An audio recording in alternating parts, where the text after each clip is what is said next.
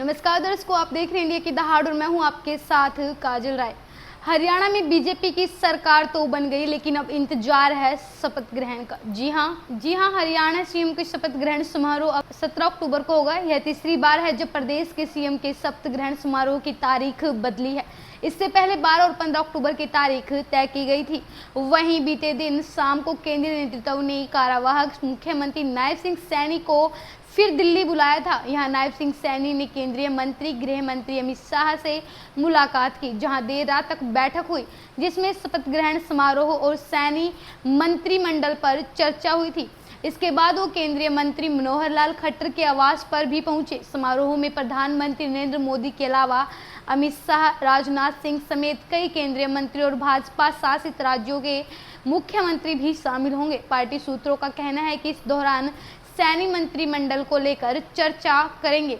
इसी बीच राजनीतिक गलियारों में क्या क्या चर्चा चली, आइए आपको बताते हैं। देखिए, इसके लिए पंचकूला के सेक्टर 5 स्थित परेड ग्राउंड को चुना गया।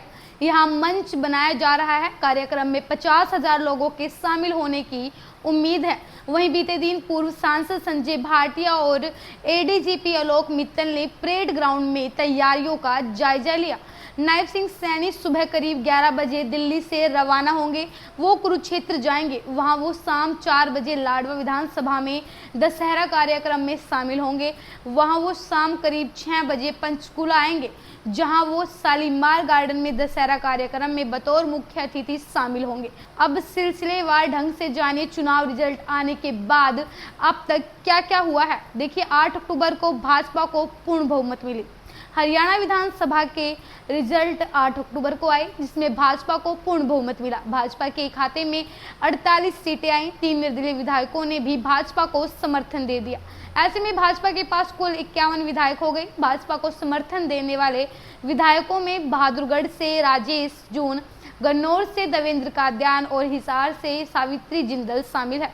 नायब सैनी दिल्ली में पीएम समेत अन्य नेताओं से मिले। भाजपा को बहुमत मिलने के बाद सीएम नायब सिंह सैनी बीते दिन दिल्ली पहुंचे थे। यहां उन्होंने सबसे पहले पीएम नरेंद्र मोदी से मुलाकात की थी। इसके बाद वह राष्ट्रपति द्रौपदी मुर्मू, उपराष्ट्रपति जगदीप धनखड़, केंद्रीय गृह मंत्री अमित शाह, केंद्रीय मंत्री मनोहर लाल खट्टर, रक्षा मंत्री राजनाथ सिंह के अलावा प्रदेश चुनाव प्रभारी केंद्रीय मंत्री धर्मेंद्र प्रधान और राष्ट्रीय अध्यक्ष जेपी नड्डा से भी मिले थे। इसके बाद चर्चा शुरू हुई कि मुख्यमंत्री का शपथ ग्रहण समारोह 12 अक्टूबर को होगा। हालांकि पीएम मोदी के विदेश दौरे के कारण इसे टाल दिया गया। इसके बाद 15 अक्टूबर को शपथ ग्रहण समारोह की बात सामने आई।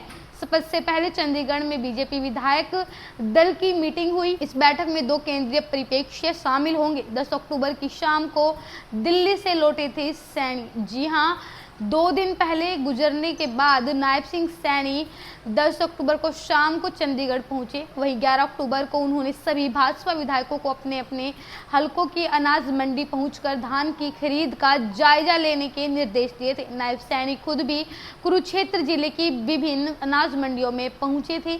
यहाँ उन्होंने अधिकारियों से किसानों को किसी भी तरह की परेशानी न आने देने के निर्देश दिए थे। साथ ही व्यवस्था खराब मिलने पर 2 अधिकारियों को सस्पेंड कर दिया गया था और 2 घंटे में हालात सुधारने की बात कही थी। वहीं 11 अक्टूबर को पंचकूला के परेड ग्राउंड में मुख्यमंत्री के शपथ ग्रहण समारोह को लेकर हलचल तेज हो गई।